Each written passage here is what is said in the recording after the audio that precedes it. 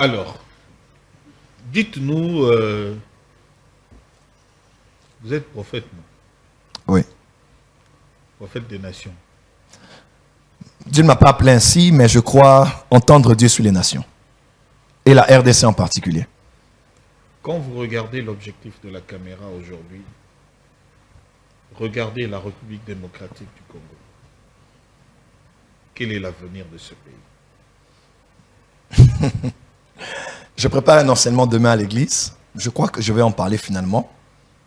Un homme a dit, aucune nation n'est plus grande que la mentalité de son peuple. Ce sont les grandes mentalités qui forment des grandes nations. Lee Kuan Yew, à l'époque le fondateur de la grande nation qu'on appelle le Singapour aujourd'hui, a trouvé un territoire pauvre autour des grands enjeux qu'il y avait, autour des grands voyages de navires qui se faisaient du nord à l'est. Cet homme s'est levé et il a même été ici en Afrique. Il a vu le Ghana, il a vu des grandes économies de l'époque. Il est rentré chez lui et il a décidé de changer les choses. Il a travaillé durement à tous les niveaux pour mettre le peuple de cette nation à un niveau particulier de mentalité. Mettons un peu de côté les prophéties et les révélations parce qu'on risque de dire que Dieu a menti. Le Congo est malade, pas parce que la faune est malade, la flore est malade, mais parce que la mentalité du Congolais est malade. Et le moule qui forme la mentalité d'un peuple, c'est l'ensemble de beaucoup de choses. C'est les médias, c'est le domaine de l'économie, c'est la justice, c'est la politique, c'est le domaine de la religion aussi. C'est les arts et les divertissements. C'est tout ce qu'on fait du moule qui forme la mentalité, qui fait d'un peuple ce qu'il est. Ça fait quelques années au Togo, on connaissait les Togolais comme étant des mendiants. Vous arrivez à l'aéroport, ils vous demandent de l'argent. Mais aujourd'hui, ça a changé.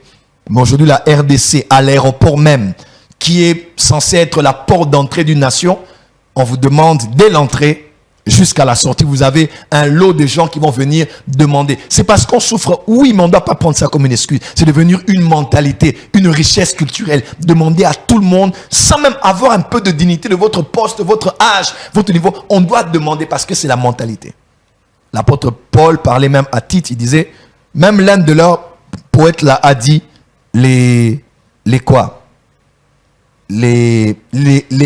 Crétois sont des méchantes bêtes, sont des paresseux et sont des gloutons. Parce que même les gens, parce que Paul, comme un homme apostolique, pour changer la Crète, devait aussi comprendre sociologiquement parlant comment vivait ce peuple de la Crète. L'âme de ce peuple. L'âme. Le problème du Congo n'est même pas Dieu a parlé, Dieu a révélé. Quelqu'un nous faisait rire, il disait, on était en Côte d'Ivoire, il disait, si on prend l'Afrique, on emmène ça en Amérique, on prend l'Amérique, on met ça en Afrique. Revenez quelques années, vous allez voir l'Afrique devenir l'Amérique et l'Amérique devenir l'Afrique. Parce que le problème n'est pas en fait la localisation géographique, mais c'est la mentalité du peuple. Et le travail qu'on a à faire aujourd'hui, au-delà des élections, c'est la mentalité de la population. Mais si je peux au moins dire quelque chose par rapport à ce qui va arriver, l'homme qui est au pouvoir, au-delà d'un choix humain et le choix de Dieu. Le président Félix. Ce qui s'est fait continuera. J'ai tout dit. Continuera.